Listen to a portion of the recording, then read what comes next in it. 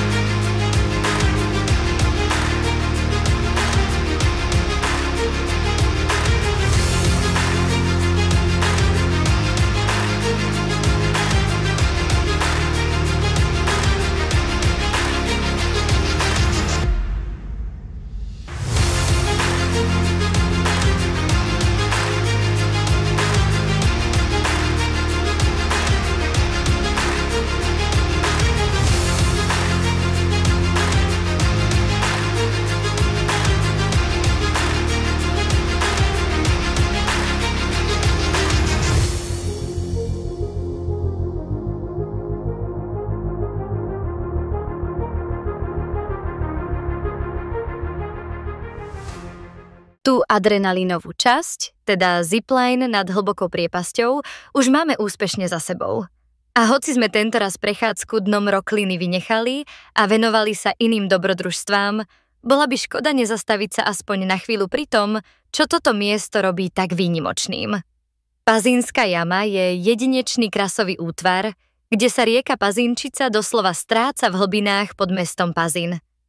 Priepasť je hlboká približne 130 metrov a tvorí ju kombinácia vápencových stien a podzemného systému, ktorý sa tiahne pod celým regiónom.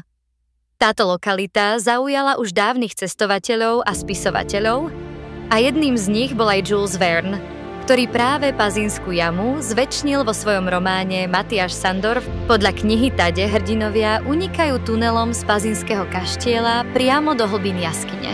Motív, ktorý fascinoval čitateľov v celej Európe.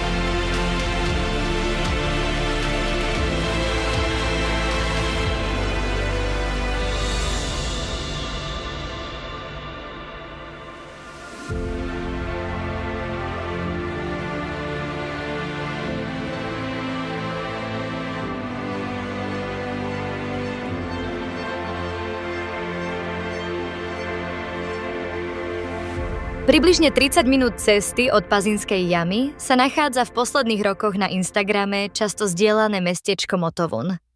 Začnime pár praktickými radami. Parkovanie je možné pod mestom, hoci pár miest sa dá nájsť aj priamo pred historickým centrom. Najmä v turistickej sezóne však neodporúčame zbytočne pokúšať šťastie, pretože hneď z parkoviska premáva pravidelný autobusový spoj, ktorý vás za pár eur pohodlne vyvezie až k historickému centru. Toto pôvodne ilírske a neskôr rímske sídlo sa od 13. storočia dostalo pod správu Benátskej republiky, ktorej vplyv je dodnes cítiť v architektúre aj celkovej atmosfére mesta. Po jej páde sa celé územie Istrie vrátane Motovunu stalo súčasťou Habsburskej monarchie. Zatiaľ čo pobrežné mestá ako Pula, Rijeka či Poreč mali silný benátsky a neskôr taliansky charakter, vnútrozemské mestá ako Motovun slúžili ako správne a administratívne centrá rakúskej správy v Istrii. Jednou z najväčších atrakcií Motovunu sú výborne zachované mestské hradby, po ktorých sa dnes dá prejsť takmer celý okruh okolo historického jadra. A hneď pri východe z hradie môžete okúsiť aj miestne motovunské pivo, ktoré je však, ako sme zistili, v skutočnosti vyrábané v Záhrebe. V centre mesta nájdete aj kostol svätého Štefana 17. storočia, ktorý stojí na mieste pôvodného stredovekého kostola. Zaujme najmä svojou jednoduchou fasádou a pokojným interiérom.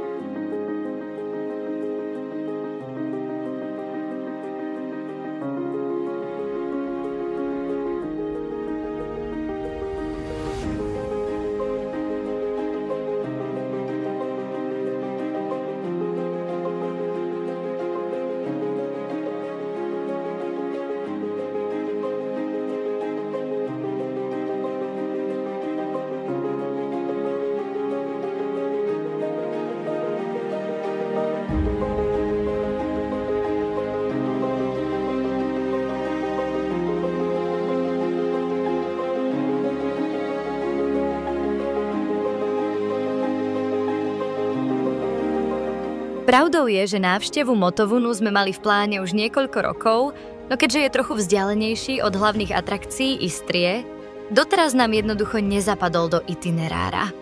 Tentokrát to konečne vyšlo a v mestečku sme strávili približne 90 minút, čo nám úplne stačilo. Ak nemáte v pláne turistiku po okolí, alebo vás neláka objavovanie každej uličky Motovunu, potom by sme ho ako celodenný výlet úplne neodporúčali.